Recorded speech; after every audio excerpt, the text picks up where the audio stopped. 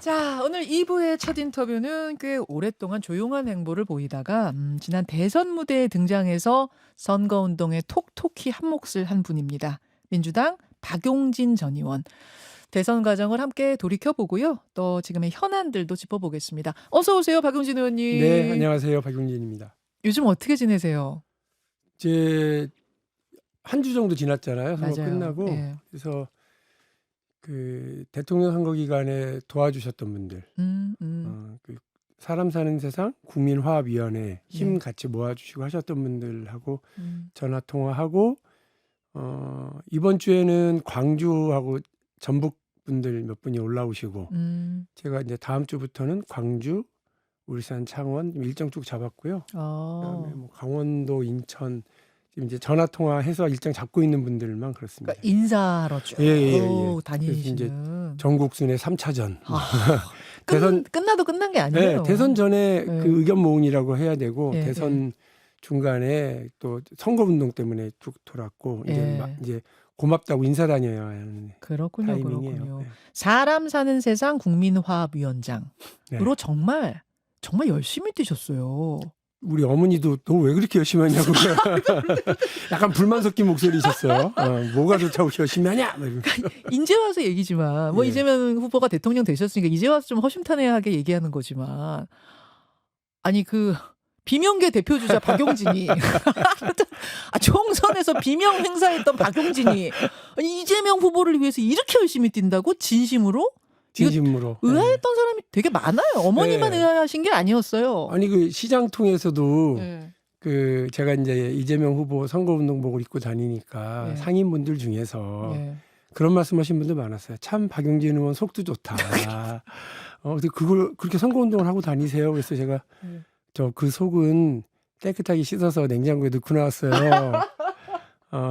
도와주세요. 지금 친명 비명 가릴 때 아니고 내란 심판하고 새로운 대한민국을 이제 시작하자고. 이 입에 발린 소리가 아니었어요. 저 진심으로 그렇게 말씀드렸고 또 뭐 마음속 한켠에는 어쨌든 통합형 선대위라고 만들어진 건데 박용진이 자리만 차지하고 그냥 뭐 선거운동 열심히 안 하면 그것도 참 꼴보기 싫었겠다. 아, 이름만 올리는 사실 그런 식도 많잖아요. 예, 그 국민들 보시기에 꼭 별로 좋은 일 아니고 상대적으로 국민의힘은 뭐 경선 과정에서의 그런 감정 싸움과 불만, 계파 싸움 이런 것들 때문에 계속 문제가 됐잖아요. 그래서 네. 저는 오히려 다니면서 유세하고 시민들 만나고 하면서 민주당은 친명도 비명도 없이 같이 힘을 합쳐서 이렇게 국민들의 삶을 바꾸려고 하는데 저기는 그 얼마나 꼴보기 싫습니까?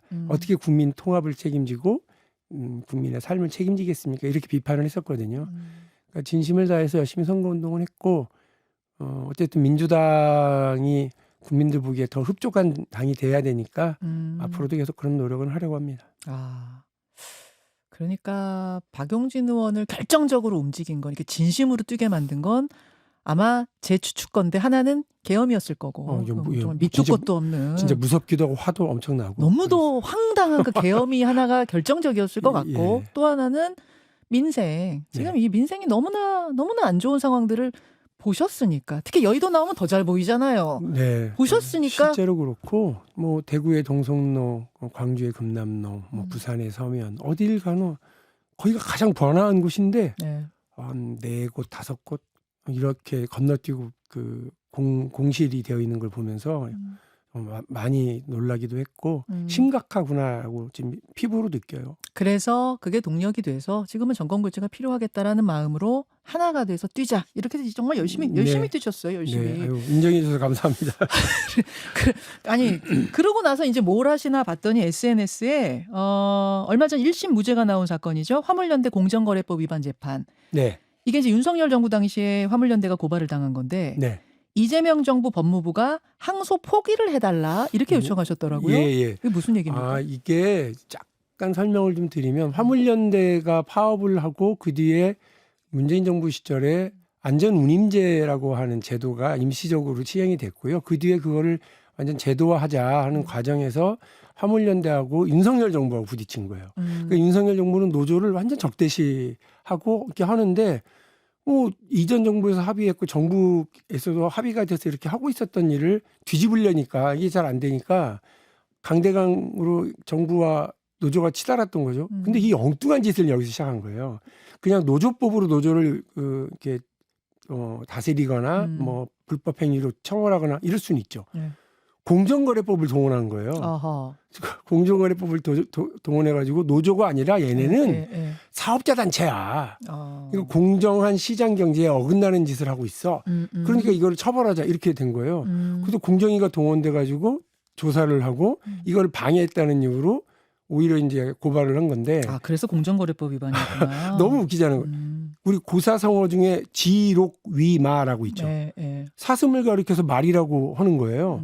그러니까 노조를 가리켜서 사업자 단체라고 하다니. 그래서 결국 무죄가 1심에서 나긴 났어요. 무죄가 난 거예요. 그러니까 노동조합이고 노동 3권을 행사할 수 있고 네. 근데 왜 공정거래법으로 왔니? 이게 무죄다라고 한 거죠.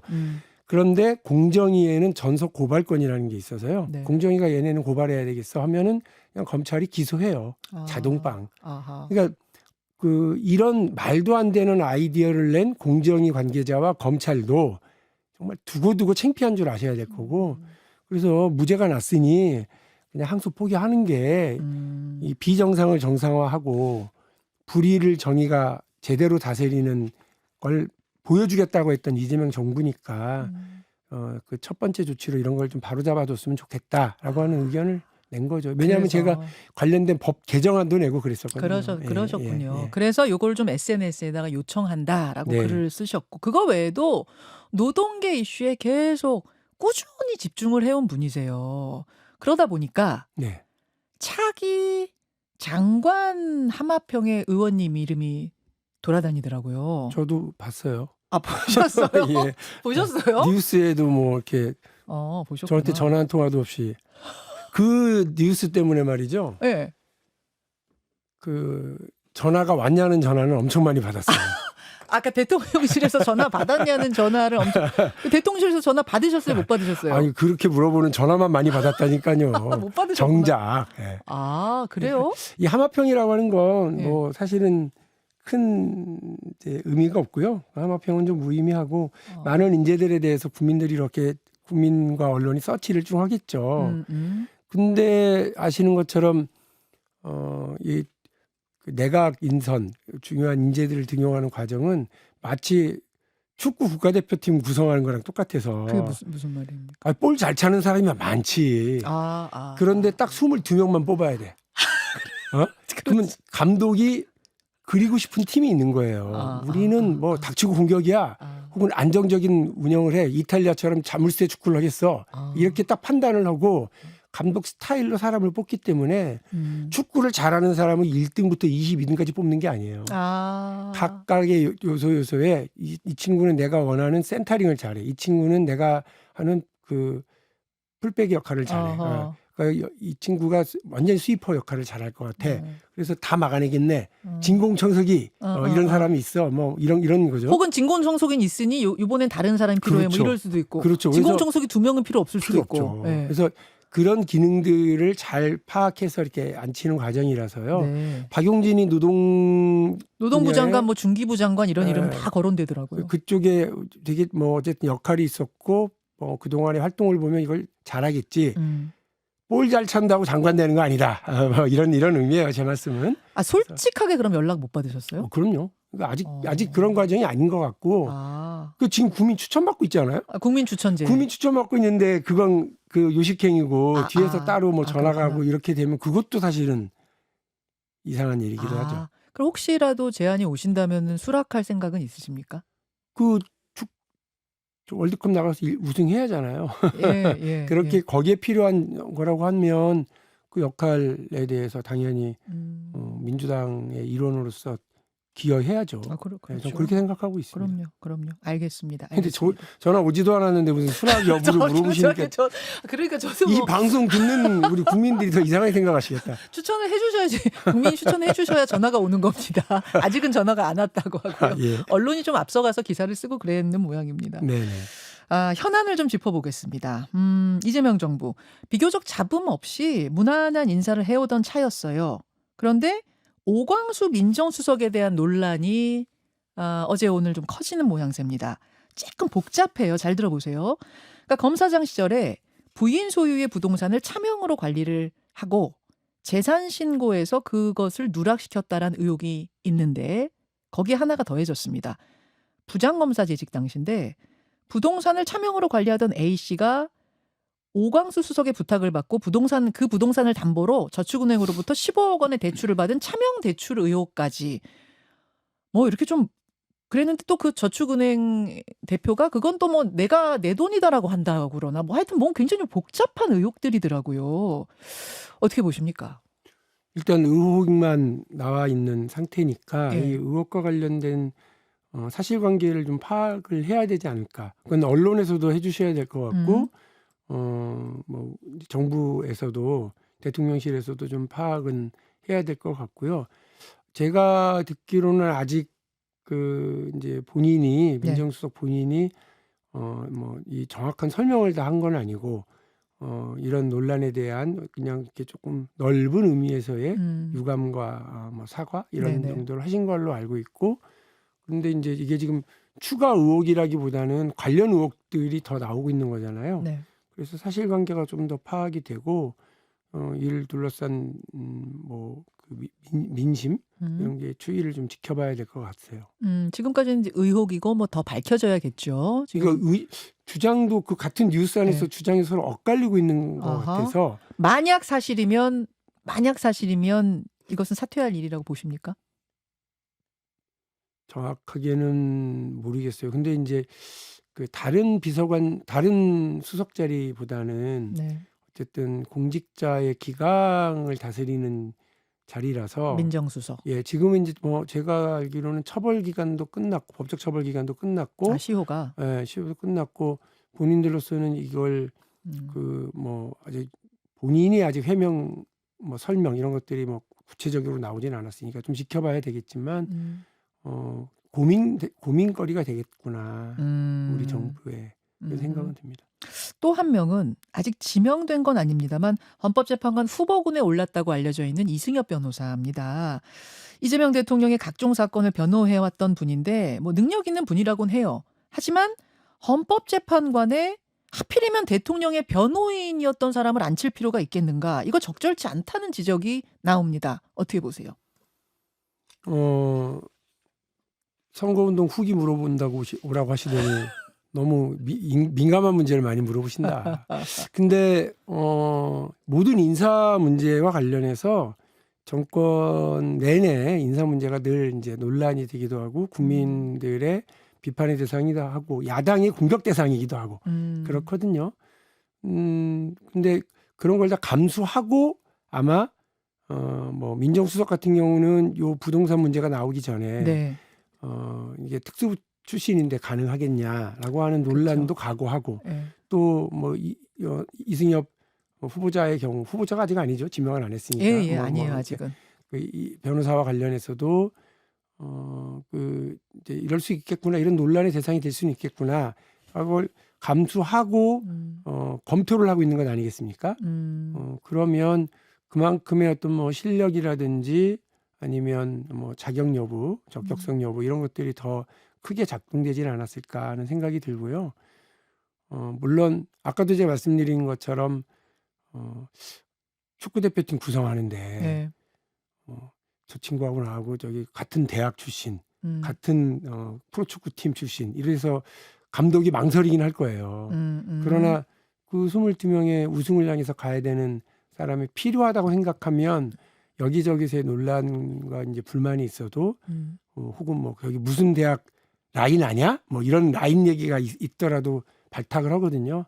저는 뭐 그 부분은 인사권과 관련된 일정한 좀 뭐 보장, 인정 이런 것들이 좀 있어야 되는 게 인사 문제와 관련돼서의 좀 문제, 그리고 정권 초기에는 특히나 네. 좀 그 부분과 관련해서는 좀 지켜볼 필요가 있다 이런 생각입니다. 이승엽 변호사에 대해서도 그렇게 생각하세요? 헌법재판관 후보자? 그러니까 말하자면은 헌법재판관이란 건 사실 중립이 굉장히 중요한 부분인데 굳이 다른 능력 있는 분들도 있는데 굳이 오해를 사면서까지 그분을 앉힐 필요가 있느냐, 대통령의 변호인 출신을 이런 부분이요.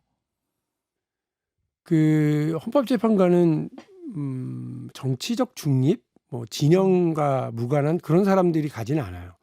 제 말이 이상하게 생각하실지 모르겠지만 사실은 그래서 늘 언론도 다 알아요. 보수사, 뭐 진보, 뭐 이렇게 예, 다 예. 구분이 그냥 확 예. 가능한 그런 분들을 국회와 대법원장과 대통령이 각각 추천하는 거예요. 자기들의 색깔과 노선에 맞게. 그래서 이승엽 변호사가 이재명 대통령과 이런 뭐 관계가 있다. 요거를 떠나서 어쨌든 진영과 무관하다. 이렇게 보실 필요는 없어요. 아, 그래. 예, 예. 근데 이완규 재판관도 후보자로 지명했을 때 윤 전 대통령하고 뭐 연수원 동기 이런 것 때문에 안 된다 이랬던 거잖아요. 그거보다는 임명 과정 자체가 웃긴 거 아니었나? 아, 대행이었기 때문에. 네. 그건 자격 없는 사람이 그러니까 바로 취소해야 그럼 윤 전 되는 거 아니에요? 대통령이 윤 대통령 당시에 했으면 괜찮습니까? 논란 대상은 됐겠죠. 그러니까 그리고 당연히 저희가 야당이었으니까 공격 포인트로 삼아서 했겠지만 그런 걸 알고 감수하고 인사권을 발동하는 과정은 넓게 좀 들여다볼 필요가 있다와 두 번째로는 제가 말씀드린 것처럼 헌법재판관은 각각의 양심에 따라서 법률에 따라서 판단하지만 진영을 대변하고 대표하는 그런 성격도 있다. 그게 법률에는 없지만 그동안 그렇게 그건 그렇죠. 구성해왔다. 예. 다양하게. 알겠습니다. 아, 민감한 질문. 또 있어요? 아니요, 이제 끝났어요. 이제 끝났어요. 오늘 불안해. 향후 계획을 좀 여쭤야 하는데, 정치인 박용진의 향후 계획. 사실은 이제 당정 일체 국면이고, 네네. 또 하나는 입법부, 뭐 행정부 지금 다 민주당이 가져가고 있는 상황에서 박용진은 어떤 역할을 할 것인가, 어쩌면 더 중요할 수도 있다 이런 얘기 나오거든요. 어떻게 보세요? 아직 뭐 정치적인 진로 이런 것까지는 다 뭐 고민을 확정하거나 그런 건 없고요. 제가 아시는 것처럼 그 국회의원을 이제 관두고 나서 예. 상당 기간 그냥 쉬고 놀고 그러고 있다가 계엄 때문에 공개 활동을 진행하고 지금 네. 이렇게 나와 있는 건데 네. 일단 국민들이 야당은 독재 완성이라고 생각할지 모르지만 국민들께서 국회 다수당도 민주당한테 주고 대통령직도 민주당한테 줬다면 일사불란하게 국가의 어려움, 민생 문제 해결에 좀 힘을 모아서 해라. 그리고 그 요구를 제대로 수행하는 게 되게 중요하다고 봐요. 그래서 뭐 당정 일체냐 뭐 이런 것들 얘기를 다 떠나서 과제를 해결하는데 시간 끌지 마라. 이 문제고 이재명 대통령에 대한 호불호가 분명히 있음에도 불구하고 당선시켜 주신 이유는 이재명 대통령의 쓸모, 이재명이라고 하는 정치인이 그동안 보여왔었던 쓸모, 그거를 주목하신 거라고 저는 봐요. 아하. 거기에 힘을 좀 모아서 진행을 하자. 그럼에도 불구하고 국회는 어쨌든 견제 기능이 있어요. 행정부에 대한 견제 기능이 있기 때문에 대통령과 합을 맞춰서 여당은 적극적으로 가져가되 힘을 모아서 과제를 수행해 나가되 그 국회의 기능은 있기 때문에 네. 저는 뭐 그것까지 다 무너질 거라고 생각하지는 않아요. 그래서 뭐 당정은 당연히 협력 관계 해야 되겠고요. 국회와 정부도 당면한 여러 위기 상황과 이런 네. 문제를 잘 해결해 나가는데 힘을 좀 모아서 예. 협력 체제로 어떤 뭐 민심에 따르기 위한 예. 속도와 완성도를 다 높여 나갔으면 좋겠습니다. 알겠습니다. 거기에서 톡톡한 제 역할을 해주시길 다시 한번 부탁드리면서 네, 박용진 의원님 오늘 고맙습니다. 감사합니다. 김현정의 뉴스쇼는 시청자 여러분의 참여를 기다립니다. 구독과 좋아요, 댓글 잊지 않으셨죠? 알림 설정을 해두시면 평일 아침 7시 10분 실시간 라이브도 참여하실 수 있습니다.